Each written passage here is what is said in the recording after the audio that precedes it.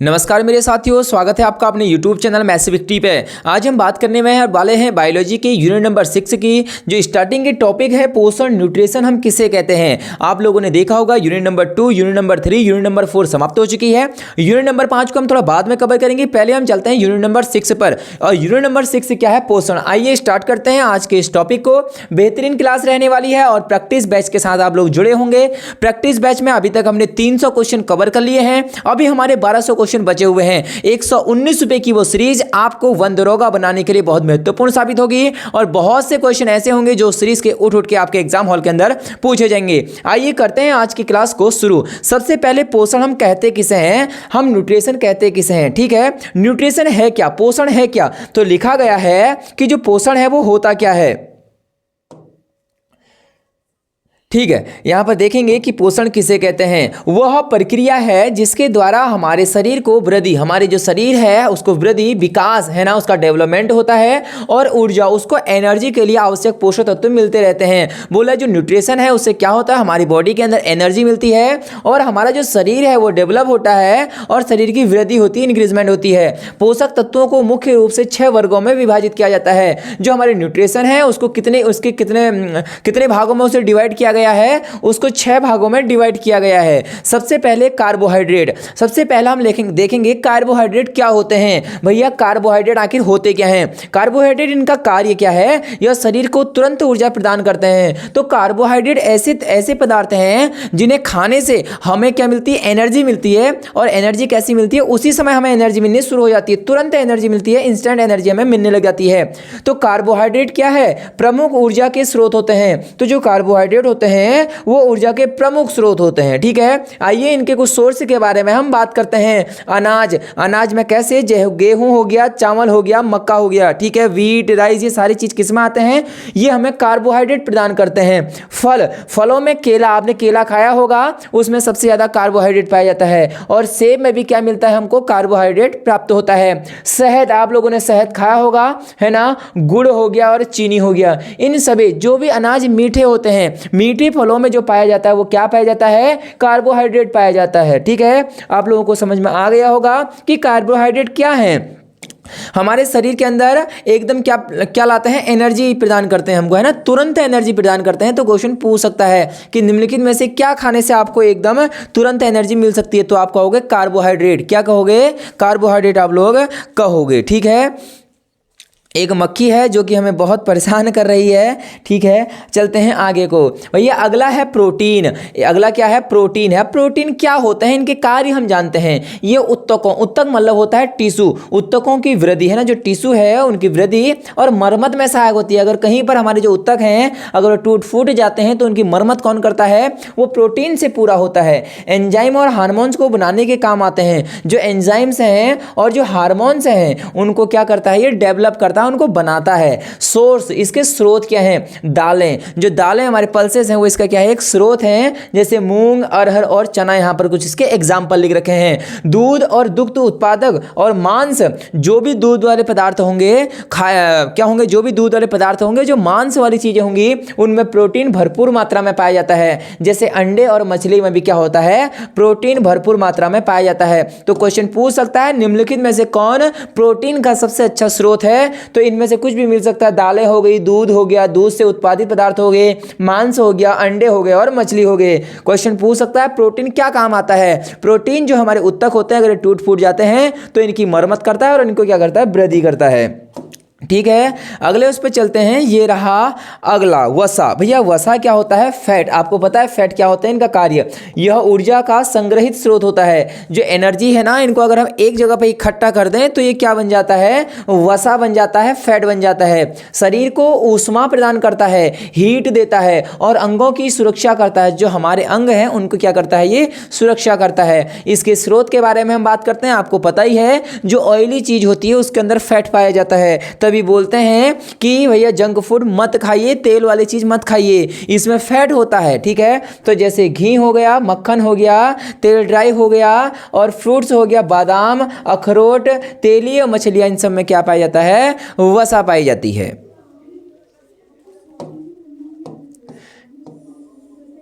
ये रहा अगला, ठीक है। अगला है विटामिन। भैया विटामिन क्या होते हैं? अब देखिए विटामिन कार्य इनका क्या होता है, शरीर की रोग प्रतिरोधक क्षमता को बढ़ाते हैं। क्वेश्चन साफ साफ पूछा जाता है कि हमारे शरीर के अंदर रोग प्रतिरोधक क्षमता को कौन बढ़ाता है, तो वो बढ़ाते हैं विटामिन। अब विटामिन भी कौन कौन से होते हैं? Vitamin A, vitamin B, vitamin C, vitamin D, vitamin K, और है ना इतने सारे क्या होते हैं विटामिन होते हैं, विटामिन ई। तो ये सारे क्या है हमारे विटामिन हैं। इन विटामिनों के बारे में भी हम बाद में बात करेंगे। पहले हम क्या देखते हैं, पहले हम देखते हैं कि इनका कार्य क्या होता है। ये शरीर के समुचित कार्यों के लिए आवश्यक हैं और सबसे इंपॉर्टेंट है कि ये रोग प्रतिरोधक क्षमता बढ़ाते हैं। तभी आपने देखा होगा कभी कोई बीमार होता है तो हम क्या कहते हैं, कीवी खाइए, वो रोग प्रतिरोधक क्षमता को क्या करता है, बूस्ट करता है, बढ़ाता है, ठीक है। इसके इंपॉर्टेंट सोर्स यहां पर लिखा गए हैं। विटामिन ए, विटामिन ए के कुछ सोर्स लिखे गए हैं, गाजर हो गया, पालक हो गया, दूध, इन सब में विटामिन ए पाया जाता है। विटामिन बी के कुछ स्रोत लिखे गए हैं, साबुत अनाज और दालें वाले विटामिन, ये विटामिन बी से प्राप्त होता है। नींबू और संतरा में जो विटामिन होता है वो विटामिन क्या पाया जाता है, विटामिन सी। जो खट्टे फल होते हैं उसमें विटामिन सी पाया जाता है। भैया धूप, हम बोलते हैं ना सुबह सुबह की धूप लेनी चाहिए, क्यों बोलते हैं, क्योंकि उसमें विटामिन डी होता है। तो धूप में विटामिन डी पाया जाता है और दूध में भी विटामिन डी और अंडा में भी विटामिन डी पाया जाता है। इसके बाद देखिए विटामिन ई, मेवे, हरी पत्तेदार सब्जियां, इन सबसे क्या पाया जाता है, विटामिन ई। और विटामिन के क्या है, पत्तेदार सब्जियां और सोयाबीन के अंदर क्या पाया जाता है, विटामिन के पाया जाता है। ये कुछ इंपॉर्टेंट चीजें आप इनको नोट करेंगे। चलते हैं अगले टाइप की तरफ। यह है अगला खनिज तत्व। अब ये खनिज तत्व क्या है, मिनरल्स क्या है भैया, कार्य, ये हड्डियों, दांतों और रक्त निर्माण में सहायक करते हैं। जो हमारी हड्डियां हैं, जो हमारे दांत हैं और जो रक्त निर्माण है, जो ब्लड बनता है, उसमें ये सहायता करते हैं। कौन, मिनरल्स होते हैं। शरीर के जैविक कार्य को नियंत्रित करते हैं। जो हमारे शरीर के जैविक कार्य हैं उनको ये क्या करते हैं, नियंत्रित करते हैं, ठीक है। अगला है मुख्य खनिज और उनके स्रोत। जो हमारे मुख्य खनिज हैं और उनके स्रोत हैं, मेजर मिनरल्स एंड उनके सोर्स लिखे गए हैं। कैल्शियम, भैया कैल्शियम हम बोलते हैं ना दूध पीना चाहिए, कैल्शियम की गोली खाते हैं, क्यों खाते हैं, वो हमारी हड्डियों को मजबूत करते हैं। तो वही लिखा गया, कैल्शियम सबसे ज़्यादा दूध में मिलता है, पनीर में मिलता है और हरी सब्जी में सबसे ज़्यादा कैल्शियम मिलता है। तो दूध वाले जो पदार्थ हैं उनमें सबसे ज़्यादा भरपूर मात्रा में क्या होता है, कैल्शियम। कैल्शियम Ca जिसका परमाणु क्रमांक कितना होता है, 20 होता है।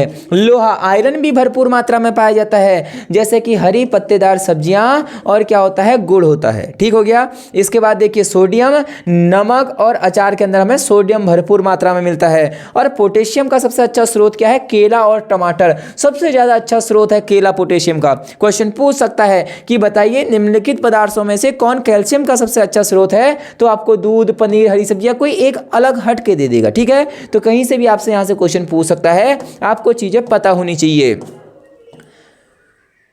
ये रहा अगला जल। भैया जल क्या है, वाटर। वाटर का काम क्या होता है ना, इसका कार्य फंक्शन देखते हैं। ये शरीर में पोषक तत्वों का परिवहन करता है। जो हमारे अंदर न्यूट्रिशन है इनको एक जगह से दूसरी जगह ले जाता है, मतलब परिवहन करता है। शरीर के तापमान को संतुलित रखता है। जो वाटर है वो हमारे जो बॉडी है इसकी जो टेम्परेचर है इसको क्या रखता है, मेंटेन रखता है। अवशिष्ट पदार्थों को बाहर निकालता है। आपने देखा होगा पसीने से जो हमारी गंदगी है शरीर के अंदर से वो क्या निकलती है, बाहर निकलती है। तो जो अवशिष्ट पदार्थ हैं इनको वो क्या निकाल देता है, बाहर। भैया इसका सोर्स पीने का पानी है ना, पीने का पानी और फल और सब्जियां। तो सब्जियां देखो, फल के अंदर तरबूज, खीरा, नारियल। बोलते हैं ना गर्मियों के दिनों इनको ज्यादा खाइए सलाद में, क्यों, क्योंकि इनके अंदर ना भरपूर मात्रा में पानी होता है। इनके अंदर भरपूर मात्रा में क्या होता है, वाटर होता है, तो इसीलिए हम ऐसा बोलते हैं। चलते हैं आगे को। ये रहा अगला, इसी में है लिपिड्स, ठीक है। भैया जो लिपिड्स होते हैं ये होते क्या हैं, लिपिड्स आपने देखा होगा कि लिपिड्स आखिर क्या होते हैं, देखते हैं। लिपिड्स बहुत इंपॉर्टेंट है। लिपिड्स वे कार्बनिक यौगिक हैं, वो ऑर्गेनिक है ना, वो ऑर्गेनिक कंपोनेंट्स हैं भैया, ऑर्गेनिक यौगिक हैं, होते हैं जो जल में अघुलनशील होते हैं। इंपॉर्टेंट लिखना, इनसॉल्व इन वाटर, जल में घुलते नहीं है क्या, लिपिड्स, ठीक है। ये जल में अघुलनशील हैं, लेकिन कार्बनिक विलायकों में ऑर्गेनिक सॉल्वेंट जैसे अल्कोहल, ईथर और क्लोरोफॉर्म में घुलनशील होते हैं। क्लोरोफॉर्म किसे कहते हैं, CH3Cl। क्या इसे ही कहते हैं या कुछ गलत लिख दिया, आप लोग बताएंगे, ठीक है। क्लोरोफॉर्म में ये क्या होते हैं, घुलनशील होते हैं। ये शरीर में ऊर्जा का एक महत्वपूर्ण स्रोत होते हैं। ये हमारे शरीर के अंदर क्या देते हैं, एनर्जी देते हैं और कोशिकाओं की संरचनाओं में महत्वपूर्ण भूमिका निकालते हैं। जो कोशिकाएं हैं हमारी, जो सेल्स हैं, ठीक है, उनके निर्माण, जो उनकी संरचनाएं हैं, जो उनका स्ट्रक्चर बनता है, उसके लिए क्या करती हैं, एक महत्वपूर्ण भूमिका निभाती हैं। तो लिपिड्स हैं क्या? लिपिड्स वह कार्बनिक यौगिक हैं, वह ऑर्गेनिक कंपाउंड हैं जो जल के अंदर नहीं घुलती हैं लेकिन कार्बनिक विलायकों में घुल जाती हैं, जैसे अल्कोहल, इथेनॉल, क्लोरोफॉर्म। ठीक हो गया। लिपिड्स के प्रकार, टाइप्स ऑफ लिपिड्स कितने प्रकार के होते हैं? सरल लिपिड्स, सिंपल लिपिड्स। ये लिपिड्स बोल रहा है, ये लिपिड्स फैटी एसिड और अल्कोहल से मिलकर बने होते हैं। इंपॉर्टेंट है फैटी एसिड। क्या है? फैटी एसिड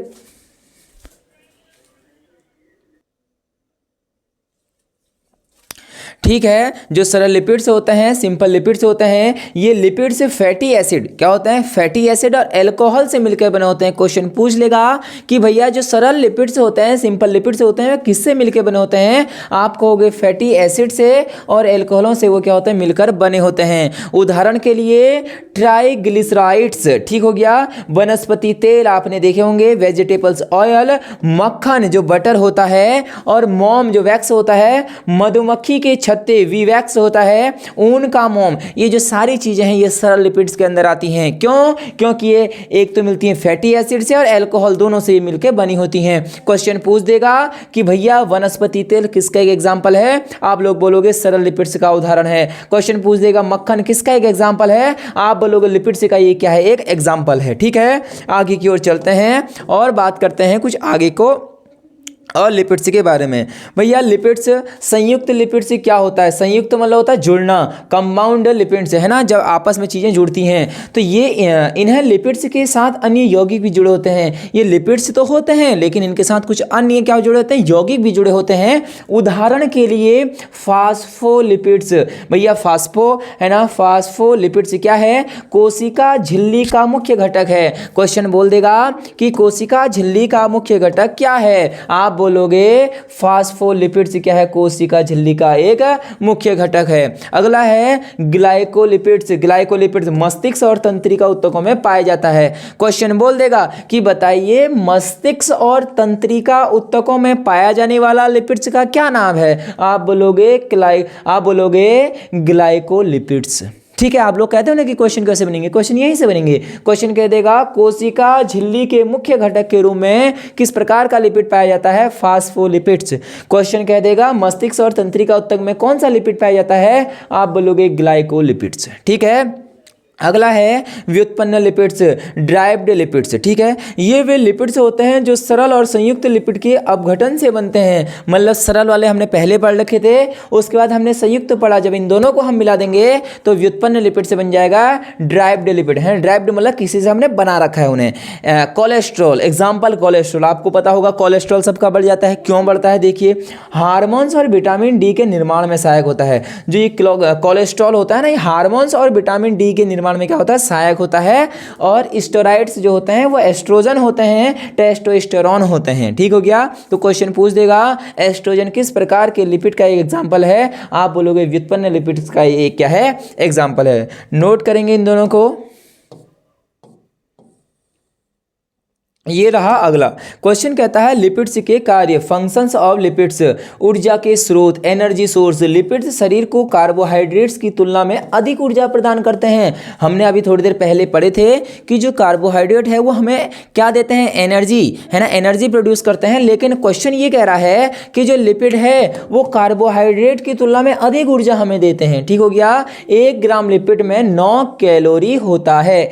कोशिका झिल्ली का निर्माण लिपिड ही करता है। फास्फोलिपिड्स कोशिका झिल्ली के निर्माण में क्या होती है? सहायक होती है। अभी हमने ये पढ़ रखा था।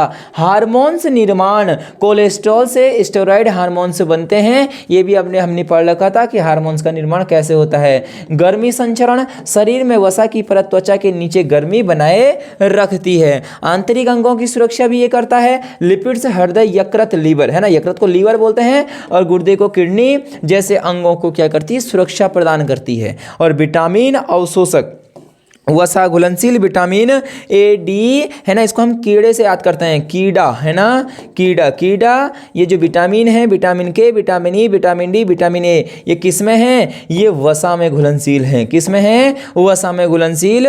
और बी और सी किस में है? पानी में घुलनशील हैं। आप इनको नोट करेंगे। तो अवशोषण में क्या करते हैं? ये मदद करते हैं। इन विटामिनों के बारे में पूरी डिटेल वीडियो अलग से लाऊंगा, क्योंकि वो इंपॉर्टेंट वीडियो रहेगी आपके लिए, मोस्ट इंपॉर्टेंट। तो सब कुछ एक ही साथ में ले आऊंगा, ठीक है। अगला रहा ये, अगला क्या कहता है? लिपिड्स के स्रोत। इसके स्रोत क्या क्या हैं भैया? जो सोर्स ऑफ लिपिड्स है, ये संतृप्त वसा है, सैचुरेटेड फैट्स है, जो कि अनहेल्दी फैट्स है, हमारे लिए हेल्दी नहीं है। संतृप्त जो वसाएं होती हैं हमारे लिए वो क्या होती हैं? हानिकारक होती हैं। जैसे घी हो गया, मक्खन हो गया, नारियल तेल हो गया, तली भुनी चीजें हो गई, है ना, और क्या हो गया? ये सारे क्या हैं? संतृप्त हैं। और असंतृप्त वसाएं क्या होती है? जो कि हमारे लिए हेल्दी होती हैं। हमारे लिए क्या होती हैं? हेल्दी होंगी।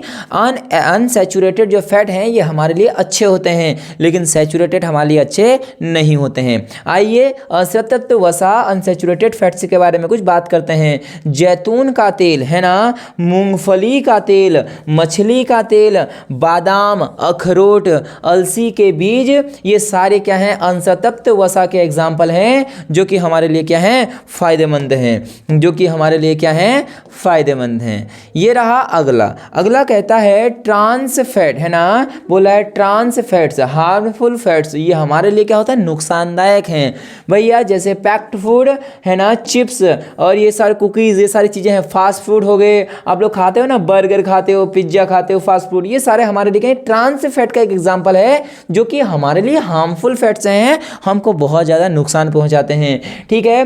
कृत्रिम हाइड्रोजनीकृत तेल, जो ये हो गए, ये सारे क्या हो गए? जैसे वनस्पति घी हो गए, ये सारे हमारे लिए क्या है? ट्रांस फैट हैं, जो कि हमारे लिए हानिकारक हैं। अब आगे की ओर देखते हैं लिपिड्स और स्वास्थ्य। लिपिड्स एंड हेल्थ के बारे में कुछ बातें लिखी हैं। फायदेमंद लिपिड्स हमारे लिए क्या क्या फायदेमंद हैं? असंतृप्त वसा हृदय के लिए लाभकारी होती हैं। अभी तो बताया था, असंतृप्त जो वसाएं होती हैं हमारे लिए क्या होते हैं? लाभकारी। असंतृप्त मतलब होता है अनसैचुरेटेड, ठीक है। और कोलेस्ट्रॉल को ये क्या करती हैं? संतुलित करती हैं। और ओमेगा 3 फैटी एसिड मस्तिष्क और हृदय स्वास्थ्य के लिए लाभकारी है। क्वेश्चन बोल देगा कि ओमेगा 3 निम्नलिखित में से किससे संबंधित है? आप बोलोगे ये एक प्रकार क्या है? ये एक प्रकार का लिपिड है, ठीक है। एक प्रकार का क्या है? लिपिड है। आइए अगला देखते हैं। ये कह रहा है कि हानिकारक लिपिड्स कौन कौन से होते हैं।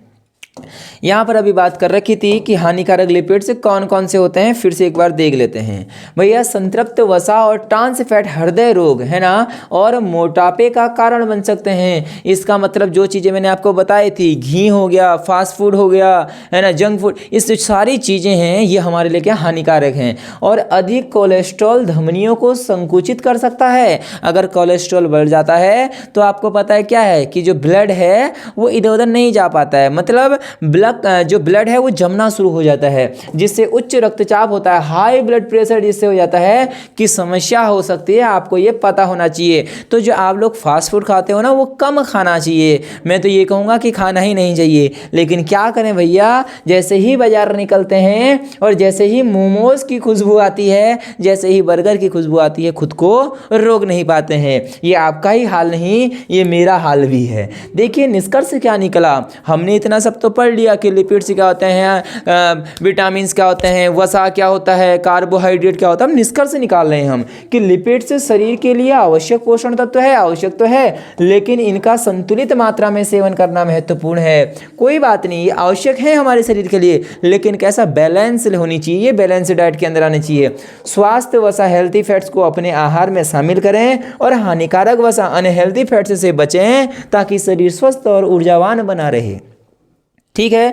इसके बाद संतुलित आहार क्या होता है, बैलेंस डाइट का भी एक टॉपिक तुम्हारे उसमें लिखा गया है, तो हल्के से इसके बारे में भी हम चर्चा कर लेते हैं। संतुलित आहार, बैलेंस डाइट वह आहार है जिसमें सभी आवश्यक पोषण तत्व, न्यूट्रिएंट उचित मात्रा में सम्मिलित होते हैं, ताकि शरीर स्वस्थ रहे और उनकी सभी जैविक प्रक्रियाएं सही ढंग से कार्य करें। बोल रहा है कि संतुलित आहार क्या है? ऐसे आहार जिसमें जैसे हम कोई भी चीज़ खा रहे हैं उसके अंदर ऐसा होना चाहिए कि हमें ऊर्जा, उसमें हमें कार्बोहाइड्रेट भी मिले, उसमें हमें वसा भी मिले, उसमें हमें प्रोटीन भी मिले, उसमें हमें विटामिन भी मिले। ऐसा आहार होनी चाहिए जिसके अंदर सब कुछ हो, बैलेंस डाइट हो, ठीक है, जिसके अंदर क्या हो, सब कुछ हो और जो पोषक तत्व हो वो सब कुछ उसमें हमें मिल जाए खाने से। संतुलित आहार के लाभ, इसके लाभ क्या होंगे भैया, लाभ ही लाभ होंगे इसके। तो संतुलित आहार के लाभ, benefits of a balanced diet, ऊर्जा प्रदान करता है शरीर को दैनिक कार्यों के लिए। क्या प्रदान करता है, ऊर्जा। रोगों से बचाव करता है, सही पोषक से इम्यूनिटी मजबूत होती है, ठीक हो गया। वजन को नियंत्रित करता है, मेंटेन हेल्थी वेट, है ना। तो संतुलित आहार से मोटापा और कमजोरी को बचाया जा सकता है। मानसिक स्वास्थ्य में सुधार, इंप्रूवमेंट मेंटल हेल्थ, पोषक तत्वों से भरपूर आहार मानसिक तनाव और अवसाद को कम करता है। शरीर के अंगों का सही विकास बोला है बच्चों और किशोरों के लिए आवश्यक होता है, जिससे जो हमारे बॉडी है वो अच्छे से क्या हो सके, डेवलप हो सके। तो ये रहा न्यूट्रिशन, है ना। देखिए समय बहुत कम है, मेरा ये प्रयास रहता है कि एक छोटी सी वीडियो में आपको पूरा जो वीडियो है ना उसका एक सार बता दिया जाए। और मैं अक्सर ऐसा करता भी हूँ, आपने देखा होगा कि जो मेरा पढ़ाने का तरीका है वो टॉपिक में सबसे पहले आप जब देखेंगे चैप्टर नंबर 6 जब आप देखेंगे ना तो सबसे पहले आपको क्या मिलेगा, पोषक तत्व, तो उसके अगला ही टॉपिक मिल जाएगा लिपिड्स। अब लिपिड्स के बारे में मैंने आपको सब कुछ बता दिया है। अब आपका काम क्या है, इसमें से चीज़ों को छांट छांट के लिखना। मैं आपको इसमें से जो हमारे PDF है टेलीग्राम ग्रुप पर भेज देता हूँ, वहाँ से चीज़ें छांट छांट के आपको निकालनी होती है, क्योंकि इतना कम समय है और इतने कम समय में हम इतनी ही चीज़ें पढ़ सकते हैं।